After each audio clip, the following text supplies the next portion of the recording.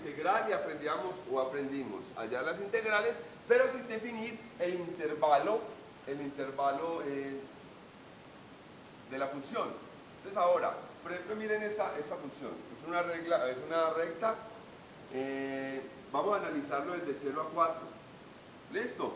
Entonces me quedaría, primero, ¿cuál es la función de esta, cuál es el modelo matemático de esta función? 3 medios de x. Okay. Yo ya tengo la función. Entonces ahora la voy a integrar. ¿Desde dónde está dónde? Se lo voy a integrar desde 0 hasta 4. Entonces integral desde 0 hasta 4.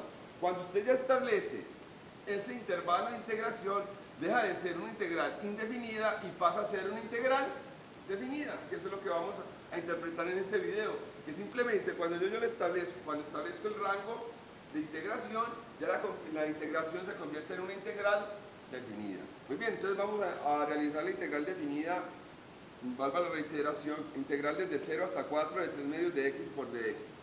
Muy bien, desde el 3 medios lo puedo sacar de la integral. Y a la integral x, ¿qué me da? x2 sobre 2. Entonces, coloco una raya, esto es nuevo, para identificar que voy a evaluar el intervalo. Entonces, en la parte inferior coloco el valor inferior. En la parte superior coloco el valor superior.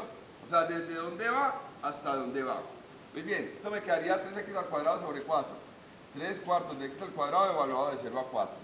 ¿Cómo se evalúa? Entonces, primero, para determinar un cambio, por ejemplo, si yo voy de 5 a 8, ¿cuánto cambié? 3. ¿De dónde salió ese cambio? Al valor mayor le resto el valor menor. Quiere decir que a 8 le resto 5 y me da 3. Acá voy a evaluar primero ¿dónde? En 4 y voy a restarles evaluando en 0. Entonces me quedaría 3 cuartos, que multiplica por primero por 4 a la 2, menos después por 0 a la 2, como aquí lo pueden observar. Entonces me quedaría 3 cuartos y esta expresión dentro del paréntesis me da 16. 3 por 16 sobre 4 me da 12 unidades cuadradas. Comprobemos que nosotros sabíamos cómo se hace el área del triángulo, que es aquí lo que se formó fue un triángulo. Base por altura sobre 2. ¿La base cuánto mide acá? 4.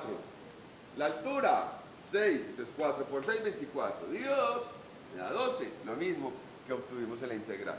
Entonces podemos concluir, además, que cuando integramos o aplicamos la integral definida, lo que estamos hallando es el área bajo la curva. Veamos este último ejemplo, que incluso no necesito ni siquiera la gráfica, solo el modelo matemático.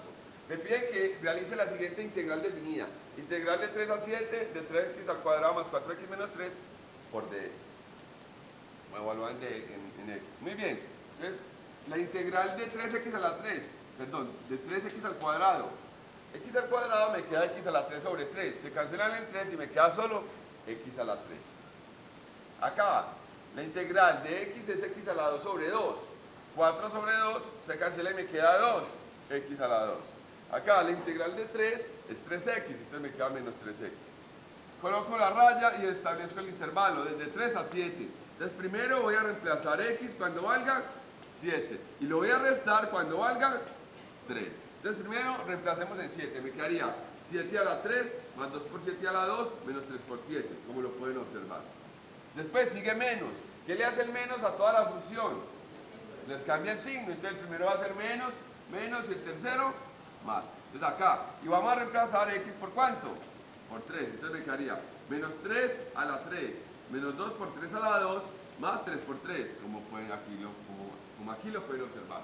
Operando, 7 a la 3 me da 343, 2 por 7 a la 2 me da 98, menos 3 por 7 me da menos 21, 3 a la 3 me da 27, 2 por 3 a la 2 me da 18 y 3 por 3 me da 9. Opero todo y me quedan 384 unidades cuadradas. ¿Me entienden? ¿Qué son cambios?